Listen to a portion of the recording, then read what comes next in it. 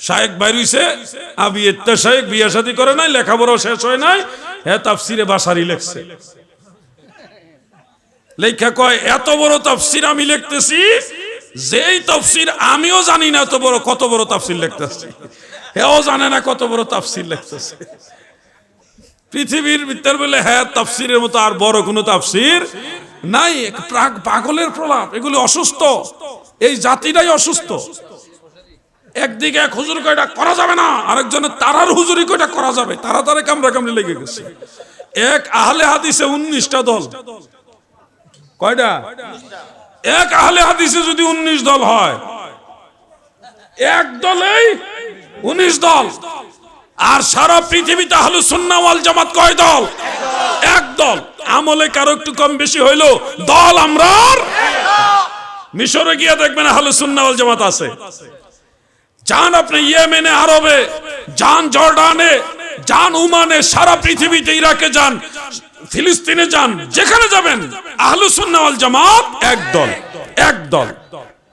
আমরার মধ্যে আহলুস সুন্নাহ ওয়াল জামাতে আকীদা ভিত্তিক আর কোন দল নাই। হেরার এক দলের ভিতরে 19 দল। তাহলে বাতিল ফেরকা যেগুলো বোঝা যায়। আল্লাহ আমাদের সবাইকে ফিতনা থেকে হেফাজত করুক। আমিন।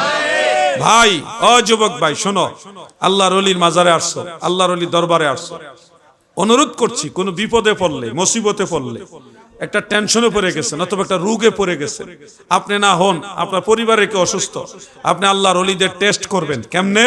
আল্লাহর ওলির মাজারে যাবেন, যায়া ওযু কালাম কইরা পাক পবিত্র হয়ে কিছু দোয়া কালাম পড়বেন, সূরা কেরাত পড়বেন, দুরূদ শরীফ পড়া আল্লাহর ওলির মাজারের কাছে দাঁড়ায় আল্লাহর কাছে দোয়া করবেন। দোয়ার সময় বলেন, আল্লাহ শুনছি আপনার ওলির দরবারে এসে দোয়া করলে কবুল হয়, আমি ওই আশা করে আসছি, আমার এই বিপদ, আমার এই অসুবিধা আপনার ওলির উসিলায় আমার এই বিপদটা দূর করে দেন, আমারে আপনি উদ্ধার করেন, সাহায্য করেন। দোয়াটা কইরা যান না। আপনার দোয়া যদি কবুল না হয় আর ওলির দরবারে যায়েন না। জন্ম থেকে অন্ধ মানুষ, জন্ম হওয়ার পরে জগৎটাকে সে কোনোদিন চোখ দিয়ে দেখতে পারেনি, এই সৌভাগ্য তার হয়নি। এরকম অন্ধ মানুষের চোখের উপরে যখন ঈসা নবী এভাবে হাত মাসেহ করে দিতেন, মুহূর্তের মধ্যে ওনার চোখ ভালো হইতো এবং দেখতে পাইতো।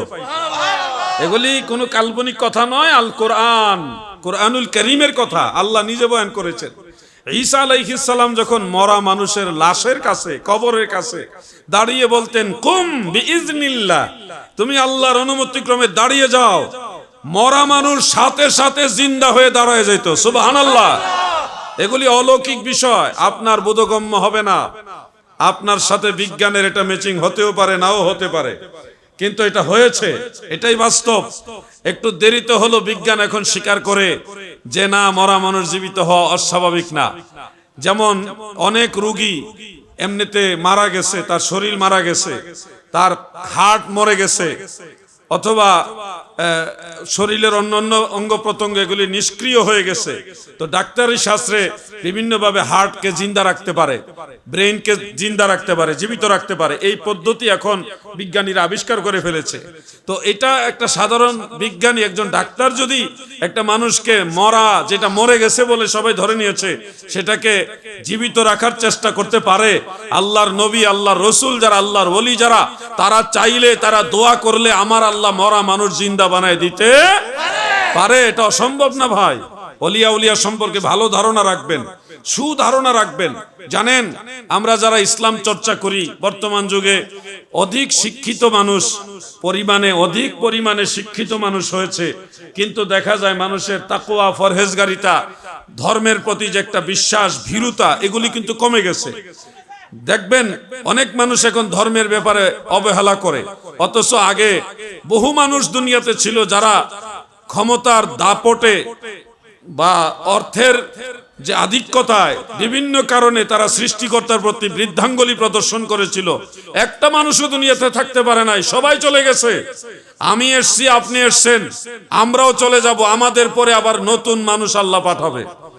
যাদেরকে আল্লাহ আমাদের পরে পাঠাবে আমরা তাদের চিনি না, তারাও আমাদের চিনে না, কিন্তু যিনি পাঠাচ্ছেন তিনি নিয়ে যাচ্ছেন, যিনি নিয়ে যাচ্ছেন তিনি আবার পাঠাচ্ছেন। এই কথাটা মনে রাখবেন।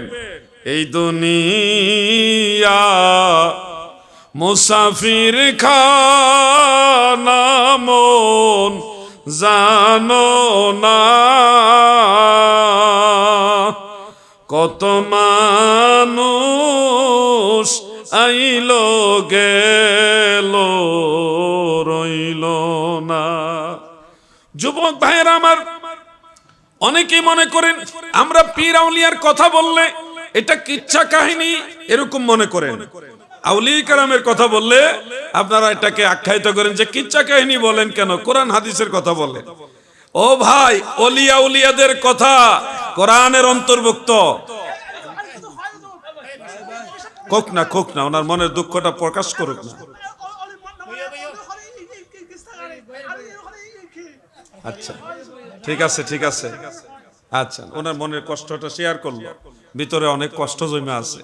অনেকে এই কথাগুলি বলে যে ওলিয়া উলিয়াদের কথা বললে, হযরত শাহজালালের ঘটনা বললে, বড় পীর আব্দুল কাদের জিলানী রহমাতুল্লাহ আলাইহির ঘটনা বললে, খাজা মুঈনুদ্দিন চিশতি রহমাতুল্লাহ আলাইহির ঘটনা বলে কিচ্ছা কাহিনী বলতেছেন কেন? কোরআন হাদিস থেকে ওয়াজ করেন।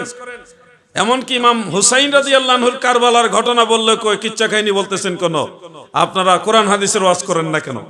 আমি সেই ভাইদেরকে বলছি, ভাই কোরআন খুলে দেখো, কোরআনেও আল্লাহ আমার আল্লাহ অনেক ওলিয়া উলিয়ার কাহিনী বয়ান করছে। আসহাবে কাহাফের 7 জন আউলিয়া ছিল, তারা নবী ছিল না, আউলিয়া ছিল। ঈসা নবীর উম্মত ছিল। কোন নবীর? ঈসা নবীর উম্মত। তাদের কাহিনীটা আমার আল্লাহ কত লম্বা করে বয়ান করছে, কত সুন্দর করে সূরা কাহাফের মধ্যে বয়ান করেছে। ওনাদের গুহা, যেই গুহার মধ্যে ওনারা ঘুমিয়েছিলেন 309 বছর, সেই গুহার ভিতর আমি 2 বার গেছি আলহামদুলিল্লাহ।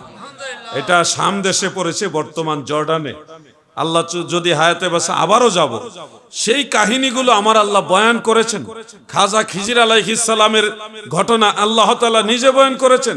সহিহ বুখারীর মধ্যে 14 বার ওনার কথা উল্লেখ আছে। কতবার? 14 বার উল্লেখ আছে। একজন আল্লাহর মায়ার বান্দা, ওনার কথা আল্লাহ নিজে বয়ান করেছেন, আল্লাহর নবী বয়ান করেছেন। তা আপনি বুঝতে হলে একটু চিন্তা করতে হবে, তাড়াহুড়া করবেন না।